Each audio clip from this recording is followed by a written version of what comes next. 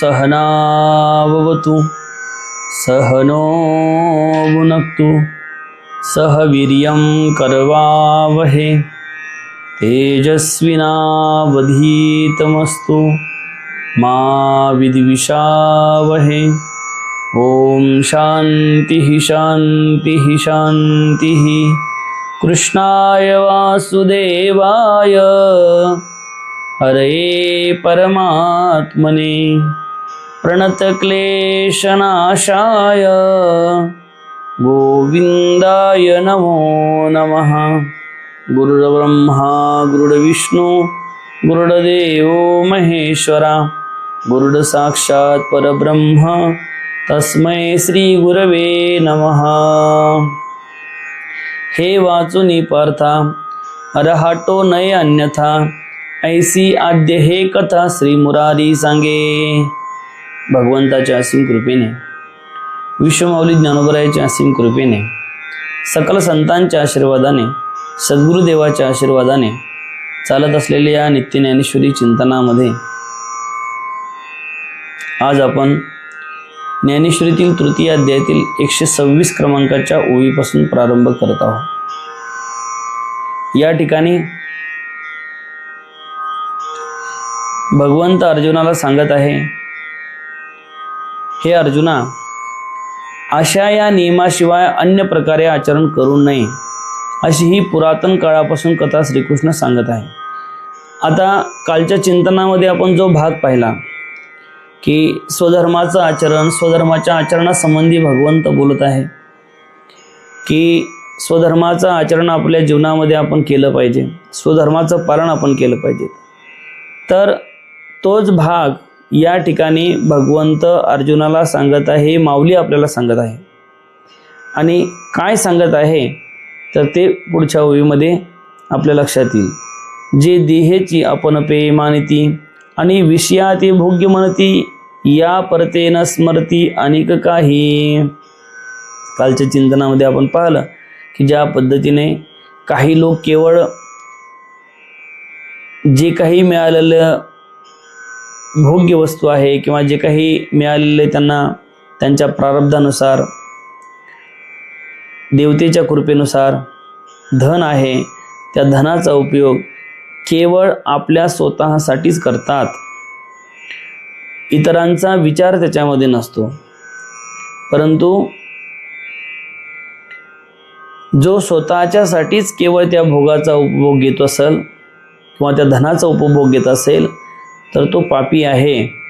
किंवा ज्या पद्धतीने भगवंत सांगतात की हे जे लोक आहेत हे देहालाच काय म्हणतात, सर्वश्रेष्ठ म्हणतात। जे देहाची आपण पिमानती आणि विषयात भोग्य म्हणती, ज्यांच्यासाठी हा देहच खरा त्यांना वाटतो, ते देव देवता आदी या सगळ्यांना मानत नाही। देहालाच देहाची देव भोजन ते भक्ती मरण ते मुक्ती पाखंड्यासी। अरे देह हाच देव ज्यांच्या जीवनामध्ये देव आहे, म्हणजे ते केवळ देहाची सेवा करण्याचा प्रयत्न करतात। ईश्वराची सेवा, भगवंताची सेवा, इतरांची सेवा करणं हा त्यांचा मानस नसतो। केवळ आपलं पोट कसं भरल्या जाईल हाच विचार ते करत असतात। आणि त्या संबंधानं देहाची सेवा करत असताना मग इतराला त्रास देऊन जरी आपलं पोट भरायचं काम पडलं तर ते भरतात। अरे असं म्हणतात, हे जे काही चारवाक आहे, जे देहाला खरं मानणारे किंवा देहाला सर्वस्व मानणारे असे जे चारवाक आहे, हे स्वतःच्या स्वार्थासाठी इतरांना काहीही त्रास झाला तर त्याची पर्वा करत नाही। असं म्हणतात, यावत जीवे सुखम जीवेत ऋणम कृत्वा घृतम पिबेत भस्मीभूतस्य देहस्य पुनरागमनः कुतः। या चारवाकांचा, जे देहाला खरं समजणाऱ्यांचा, देहाला देव समजणाऱ्यांचा सिद्धांतच असा आहे, यावत जीवे सुखम जीवेत, की आता आपल्याला हे जीवन मिळालं आहे, हे जीवन आपल्याला सुखाने उपभोग घेण्यासाठी मिळालेलं आहे। वास्तविक सुखाने उपभोग घेणं किंवा देहाच्या द्वारे किंवा विषयाच्या द्वारे किंवा इंद्रियाच्या द्वारे त्याच्यापासून सुखानुभूती करणे हा निव्वळ भ्रम आहे। परंतु तरीही सुद्धा ते क्षणिक सुखाला नित्य समजतात, खरं समजतात आणि खरं समजून त्या संबंधाने व्यवहार करतात. क्षणिक सुखाला ते आपलं सर्वस्व मानतात आणि म्हणून यावत जीवे सुखम जीवेत. ते म्हणतात जोपर्यंत आपण जिवंत आहे, जोपर्यंत आपण आहे तोपर्यंत काय करा, सुखाने जगा, या देहाची सेवा करा, या देहाला जे जे पदार्थ लागल ते पुरवा, देहाची काळजी घ्या. आणि एवढंच नाही, जर या देहाच्या उदरभरणासाठी पोषणासाठी आणखीन जर कशाची आवश्यकता भासली, पैशाचा तुटवडा पडला, तर तुम्ही ऋणम कृत्वा कर्ज काढा. काय काढा? कर्ज काढा. ऋणम कृत्वा घृतम पिबेत. अरे कर्ज काढून चांगल्या पद्धतीने तूप वगैरे खा, म्हणजे देहाला लठ्ठ करा, देहाची सेवा करा. अरे त्यावेळेस तूप पिणारे लोक होते किंवा तूप खाणारे लोक होते. आता जे काही कलियुगामध्ये लोक आहेत ते मांसाहार करणारे, दारू पिणारे लोक आहेत. आणि आता जर कदाचित शास्त्रकाराने हा श्लोक लिहिला असता तर घृतम पिबेत ऐवजी मदिराम पिबेत असं म्हटलं असतं. काय म्हटलं असतं? घृतम पिबेत ऐवजी मदिराम पिबेत असं म्हटलं असतं. कारण लोक दुसऱ्याकडून पैसा घेऊन, लोक दुसऱ्याच्या कर्ज काढून काय करतात, तर त्याची नशा करतात. तर असो, तर त्यांचा सिद्धांतच असतो की घृतम पिबेत भस्मीभूतस्य देहस्य पुनरागमनः कुतः. का हो मान्य व तुम्ही लोकांकडून पैसे घेतले, परंतु नियम असा सांगतो की जर कोणाकडून पैसे घेतले तर ते पैसे परत करावे लागतात. काय करावं लागतात? व्यवहार हा आहे. बँकेकडून कर्ज घेतलं तर बँकेला तुम्हाला पैसे परतफेड करावे लागणार आहे, कर्जासहित व्याजासहित परत करावे लागणार आहे. एखाद्या व्यक्तीकडून तुम्ही पैसे घेतले तर ते व्यक्तीच्याकडून तुम्हाला ते पैसे परत करावे लागणार आहे.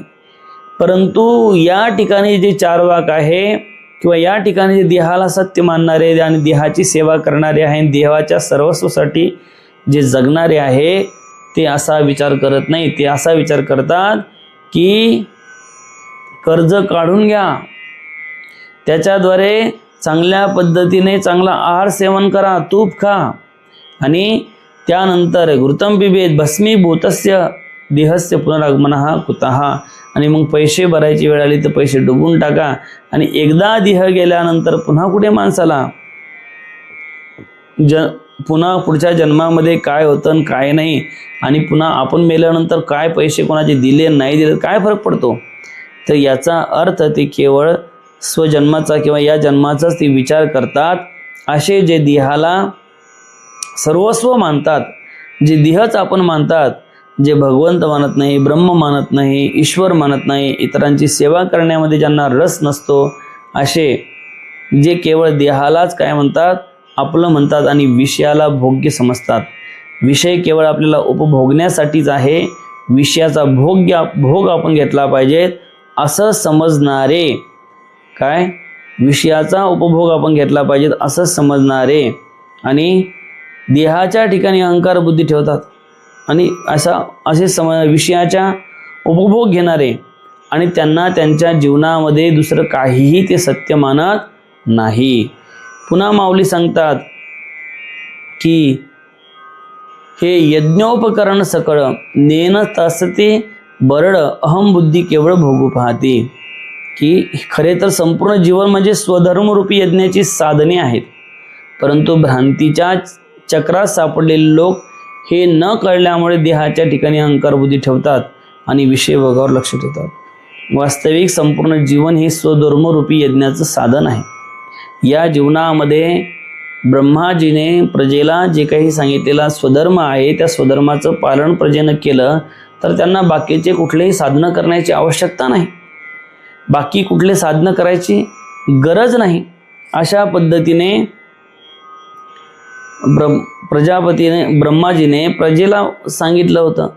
परंतु जे केवळ आपल्या स्वार्थाचा विचार करतात, जे केवळ आपलाच स्वार्थ पाहतात, असे जे लोक आहे, जे या स्वतःच्या देहाला सर्वस्व मानतात, हे या स्वधर्मरूपी यज्ञाचं यांना विसर पडलेला असतो आणि ते भ्रांतीच्या चक्रामध्ये सापडले असतात. भ्रांतीच्या चक्रामध्ये सापडले असतात. त्यामुळे त्यांना खरं काय आणि खोटं काय ह्या गोष्टीवरती काही इंटरेस्टही घेत नाही आणि जे असत आहे, जे भ्रम आहे, त्या भ्रमाला असतालाच ते खरं समजून बसतात आणि त्या संबंधाने ते व्यवहार करतात. आणि दुसरी गोष्ट की या भ्रांतीमध्ये त्यांना खरं काय ते कळालं नसल्यामुळं या देहाच्याच ठिकाणी ते अहंकार बुद्धी ठेवतात. ते काही या देहामध्ये वसणारा, राहणारा, असणारा जो परमात्मा आहे, जो परमेश्वर आहे, जे ब्रह्म आहे, त्या ब्रह्माला, त्या परमेश्वराला, त्या परमात्म्याला, त्या ईश्वराला ते मानत नाही, ते सत्य समजत नाही आणि या देहालाच सत्य समजून अहंकाराने या देहालाच खरं समजतात आणि खरं समजून त्या संबंधानं व्यवहार करताना आपल्याला दिसतात. त्या संबंधानं व्यवहार करताना आपल्याला दिसतात आणि त्या संबंधानं ते व्यवहारसुद्धा करतात. पुन्हा माऊली सांगतात, इंद्रिय रुचीसारखे करविती पाक, इंद्रिय रुचीसारखे करविते पाक निके, ते पापिया पातकी सेविती जाणं. की अरे बघा, हे सगळ्यांसाठी सांगितलं आहे. इंद्रियांना आवडणारे चविष्ट पदार्थ ते तयार करतात आणि त्यांचे सेवन करतात. ते पापी लोक जणू काही पातकाचे सेवन करतात. अरे काही लोक आपल्या इंद्रियाला जे जे आवडतं, इंद्रियाला जे जे पदार्थ चांगले वाटतात ते सुंदर सुंदर प्रकारचे पक्वान्न करून ते ग्रहण करतात. अरे सुंदर सुंदर प्रकारचे पक्वान्न ते ग्रहण करतात. नव्हे तर सुंदर प्रकारचे पदार्थ ते सेवन करतात आणि त्या भोग्य पदार्थाविषयी, त्या पदार्थाला मिळवण्यासाठी ते काहीही प्रयत्न करायला तयार असतात. आज एवढ्या या कलियुगामध्ये तुम्ही जर पाहिलं तर 5-5 किलोमीटरवर हॉटेल झालेली आहे. का? लोकांच्या जिभीचे चोचले वाढलेले आहे. 5-5 किलोमीटरवर हॉटेल झाली आहे. पूर्वीचा जर 25-30 वर्षाचा जर काळ आपण पाहिला, तुम्ही अनुभवलेला असेल, तर त्यावेळेस लोक हॉटेलमध्ये फार कमी जायचे. लोकांना जर खायचं असेल तर एखाद्या घरीच सगळं करून खायचे, घरीच असं असेल. परंतु आता परिस्थिती बदलली. जेवढं लोकांकडे सगळ्या सुविधा उपलब्ध होत गेल्या, पैसा येत गेला, धन येत गेलं, तसे लोकसुद्धा बदलत गेले. म्हणून बघा, अतिधनसुद्धा जे आहे ते माणसाला आंधळं करत असतं. काय करत असतं? आंधळं करत असतं. पहिली एक गोष्ट म्हणजे धन जर योग्य पद्धतीने, योग्य मार्गाने जर आलं तर ते खर्च करताना माणूस चिकाटीने खर्च करेल. पण धन जर अयोग्य मार्गाने आलं, धन जर चुकीच्या मार्गाने आलं तर ते धन खर्च करताना माणसाला काहीही वाटणार नाही. आणि आज जवळजवळ बरेच लोक जे आहेत ते अयोग्य मार्गानेच धन कमवतात. भ्रष्टाचाराच्या माध्यमातून म्हणा, कुठल्या दुसऱ्या माध्यमातून म्हणा, ते धन मिळवतात आणि धन मिळून काय करतात तर मग अशा पद्धतीने ते उडवतात सुद्धा. 2 नंबरचा पैसा असतो, आपल्या या भाषेमध्ये आपण 2 नंबरचा पैसा, 2 नंबरचा पैसा असतो आणि त्या पैशाची ती उधळपट्टी करतात. म्हणून एवढ्या हॉटेली हे ते सगळं झालं आहे. एवढ्या हॉटेली आहे, हे आहे, ते आहे. पैसा तुमच्याकडे भरपूर आला, पैसा भरपूर आला, तुमच्याकडे धन आलं म्हणून त्या पैशाचा दुरुपयोग तुम्ही करू नये. परंतु आता या कलियुगामध्ये प्रत्येक जण भोग्य वस्तूचा कशा पद्धतीने उपभोग घेता येईल त्याचाच तो विचार करतो.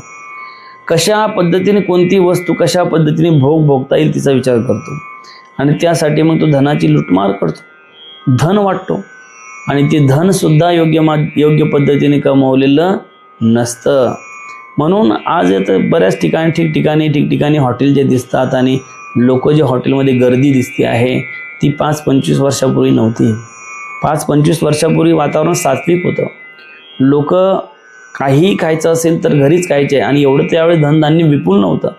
त्यामुळे एवढ्या सगळ्या गोष्टी जिभीचे चोचले सगळे पुरवणे शक्य नव्हते. पण आता जेवढे जिभीचे चोचले आपण पुरवत आहे तेवढे आजार आता आपले वाढले आहे. बघा, प्रत्येक माणसाला BP आहे, शुगर आहे, सगळ्या या गोष्टी सुरू झाल्या आहे. अरे 40 वर्षाच्या पुढे गेला मनुष्य की झाला रोगी. किती वर्षाच्या पुढं? 40 वर्षाच्या पुढे गेला की तो रोगी होतो. पूर्वीच्या काळामध्ये 60-60 वर्षापर्यंत सुद्धा त्या व्यक्तीला ना मधुमेह असायचा, ना BP असायची, ना शुगर असायची, काही या सगळ्या गोष्टी नसायच्या. का? कारण ते सगळं खाणं त्यांचं घरी असायचं, सात्विक असायचं. दिवसभर शेतामध्ये राबायचं, काम करायचं. आजकाल काय, आपण सगळे या यांत्रिक युगामध्ये सगळे आळशी झालो आहे. सगळं यांत्रिकरण झालं, त्याच्यामुळे आपल्या शरीराचे व्यायाम संपले. यांत्रिकरण झालं त्यामुळे जी मेहनत आपण करत होतो, जो व्यायाम आपल्याकडून घडत होता, तो व्यायाम घडत नाही. यांत्रिकरणामुळे हे सगळं बदल होत गेला आणि आपण तसं काय होत गेलो, आळशी होत गेलो. शरीराला व्यायाम राहिला नाही. त्यानंतर भोग्य वस्तूमध्ये माणसाची रुची वाढत गेली आणि एवढी रुची वाढत गेली आहे की ती भोग्य वस्तू मिळवण्यासाठी तो सतत त्या संबंधानं प्रयत्न करत असतो, प्रयत्नशील राहत असतो. म्हणून इंद्रियाच्या रुची पुरवण्यासाठी तो ज्या पद्धतीने पाक सेवन करतो, ग्रहण करतो, त्या पद्धतीने माऊली तर म्हणतात की त्या ठिकाणी ते पापीय पातकी सेवती जाणार, ते पापाचंच भक्षण करत आहे असं समजा. काय करत आहे? पापाचं भक्षण करत आहे. पुन्हा माऊली सांगतात, जे संपत्ती जाता आगवे, हे हवन द्रव्य मानावे, मग स्वधर्म यज्ञ अर्पावे आदिपुरुषी. की सर्व संपत्ती ही स्वधर्मरूप यज्ञाचे हवन द्रव्य आहे हे जाणावे. ती संपत्ती स्वधर्म यज्ञाने आदिपुरुषाला अनासक्त भावनेने अर्पण करावी. सर्व संपत्ती ही स्वधर्मरूप यज्ञाचे हवन द्रव्य आहे, ही सर्व संपत्ती हे जाणावे व ती संपत्ती स्वधर्म यज्ञाने आदिपुरुषाला अनासक्त भावनेने अर्पण करावी. अरे जे काही आपल्याला मिळालेलं आहे, जे काही भगवत कृपेने आपल्याला प्राप्त झालेलं आहे, ते सगळं आपलं नाही आहे, ते सगळं भगवंताचं आहे आणि त्याच भावनेने ते भगवंताला अर्पण सुद्धा केलं पाहिजे. यत करोषि यज्ञासी यत जुहोषि ददासी यत पश्यासी कौंतेय तत्कुरुषो मदर्पणम. किंवा ब्रह्मार्पणम ब्रह्महवीर ब्रह्माग्नो ब्रह्मणाहुतम ब्रह्मेव तेन गंतव्यम ब्रह्मकर्म समाधिना. की जे काही आहे ते ब्रह्माचं ब्रह्माला अर्पण, देवाचं देवाला अर्पण, या बुद्धीने, या भावाने जर तुम्ही तुमचा स्वधर्मरूपी धर्म पालन केला आणि या स्वधर्मरूपी यज्ञामध्ये तुम्ही हे हवन केलं, तर त्या पद्धतीने अनासक्त भावाने तुम्ही हे सगळं अर्पण केलं, तर त्या पद्धतीने तुमचा हा स्वधर्मरूपी यज्ञही घडेल आणि तुमच्या मनामधील, अंतकरणामधील ज्या ज्या इच्छा आहेत त्या सगळ्याच्या सगळ्या इच्छासुद्धा पूर्ण होण्याचं काम होईल. फक्त तुम्ही त्या भावनेने, त्या अनुषंगाने या सगळ्या गोष्टी कराव्या. पुन्हा माऊली म्हणतात, हे सांडुनिया मूर्ख आपण पेया लागी देख, निफजविती पाक नाना विधी. परंतु हे सर्व न जाणता, काय? हे सर्व न जाणता अज्ञानी लोक स्वतःच्या भोगाकरता नाना प्रकारचे अन्नाचे पदार्थ निर्माण करतात. आता कलियुगामध्ये नेमकंच मी सांगितलं तुम्हाला काय चालू आहे. लोक वेगवेगळ्या पद्धतीने वेगळे पदार्थ तयार करतात आणि वेगवेगळ्या प्रकारचे पदार्थ तयार करून या हॉटेली, हे काय आहे? हे सगळं एक प्रकारे आम्हाला सगळ्यांना आपल्या जिभेचे चोचले पुरवण्यासाठी किंवा जिभेचे चोचले पुरवल्या जावे म्हणून त्याच्यासाठी काय आहे, तर या सगळ्या वस्तू आपल्याला उपलब्ध केल्या जातात. आणि मग जसे एवढ्या हॉटेली, एवढे हे सगळं निर्माण झालं आहे, आपल्याला ज्या हॉटेलमध्ये जायचं असेल, जे खायचं असेल ते एका क्षणामध्ये तुम्हाला मिळतं. एकाच वेळेस तुम्हाला सगळं मिळतं. एका ठिकाणी गेले की सगळे पदार्थ तुम्हाला, मग तुमची जीभ जसं म्हणाल किंवा मन जसं म्हणाल किंवा रसन इंद्रिया जसं म्हणाल त्या पद्धतीने तुम्ही तो पदार्थ सेवन करता. म्हणजे तुम्ही इंद्रियामध्ये आसक्त होता.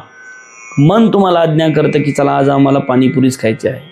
मन तुम्हाला आज्ञा करतं आज चला कचोरी खायची आहे. मन तुम्हाला आज्ञा करतं आहे की चला आज आपल्याला मोमोज खायचे आहे. मन तुम्हाला आज्ञा करतं की चला आज आपल्याला अमुकच खायचं आहे, तमुकच खायचं आहे, गुलाबजामू खायचे आहे, जिलेबी खायची आहे. मन तुम्हाला आज्ञा करतं आणि तुमच्या रसन इंद्रियाला तिकडे आकर्षित करतं आणि सगळ्या इंद्रियाला काम लावून देतं. हाताला काम लावून देतं, पायाला काम लावून देतं, डोळ्याला काम लावून, सगळ्या इंद्रियाला काम लावून देतं आणि त्याची जी काही इच्छा आहे, त्याची जी काही तृप्ती आहे ती तृप्ती ती पूर्ण करून घेतं. रसन इंद्रियाच्याद्वारे मन आपली तृप्ती पूर्ण करून घेतं. आणि अशा पद्धतीने जे व्यक्ती आपल्या भोगाकरता नाना प्रकारचे पदार्थ निर्माण करून घेतात, तर असे जे आहे असे लोक त्या संबंधाने पुन्हा माऊली म्हणतात, जी ही यज्ञसिद्धी जाये परेशा तोषु होय, ते हे सामान्य अन्न न होय म्हणून या.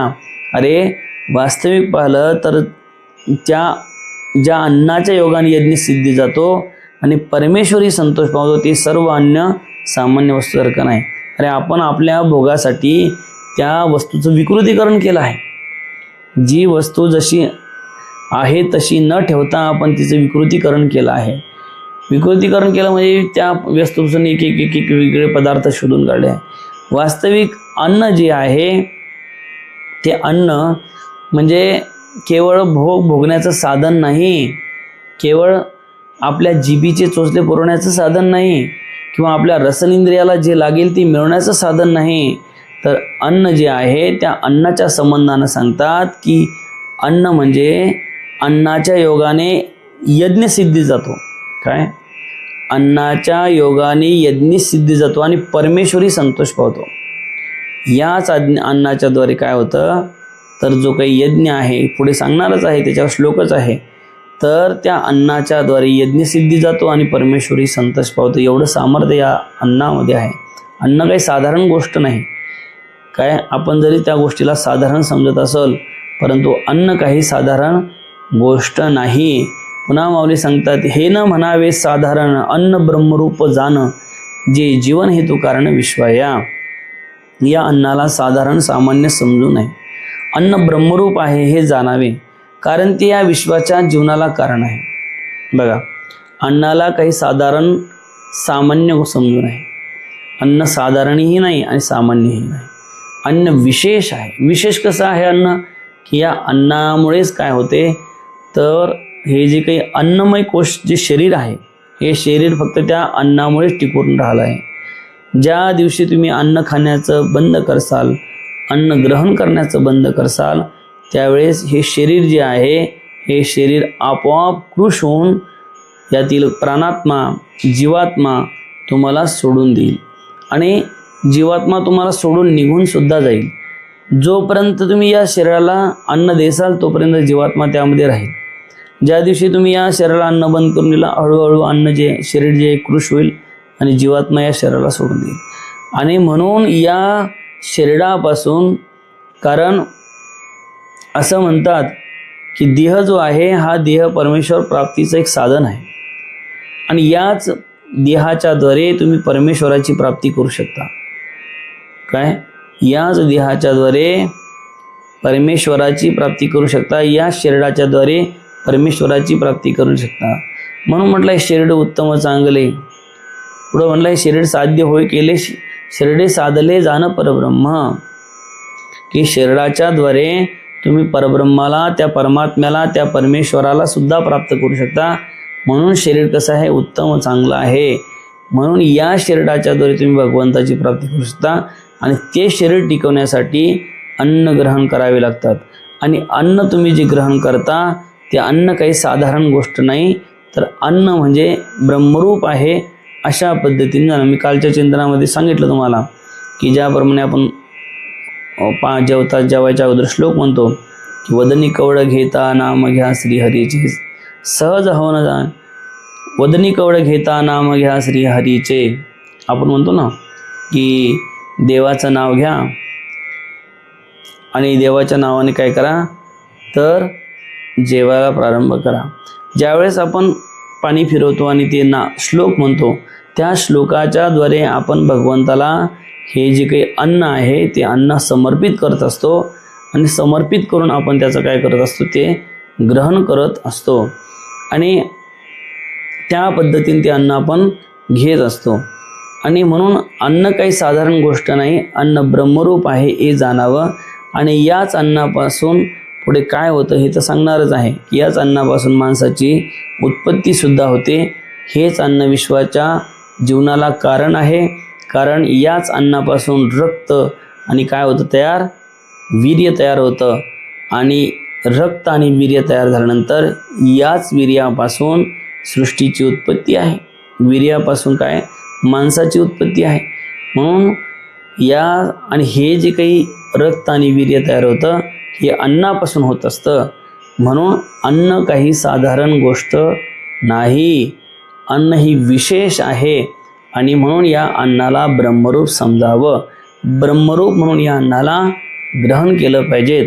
अशा पद्धतीचं चिंतन या ठिकाणी या श्लोकावर या ठिकाणी सांगितलं आहे. तशा पद्धतीने 13 श्लोक जे आहे या तृतीय अध्यायाचे पूर्ण झाले आहे. पुढचं जे काही चिंतन आहे 14-15 क्रमांकाचे श्लोक ते उद्या पाहणार आहोत. आजची जी झालेली सेवा आहे ती विश्वमाऊली ज्ञानोबरायाच्या चरणी आपण समर्पित करू. ओम पूर्णमदः पूर्णमिदं पूर्णात् पूर्णमुदच्यते पूर्णस्य पूर्णमादाय पूर्णमेवावशिष्यते. ओम शांती शांती शांती.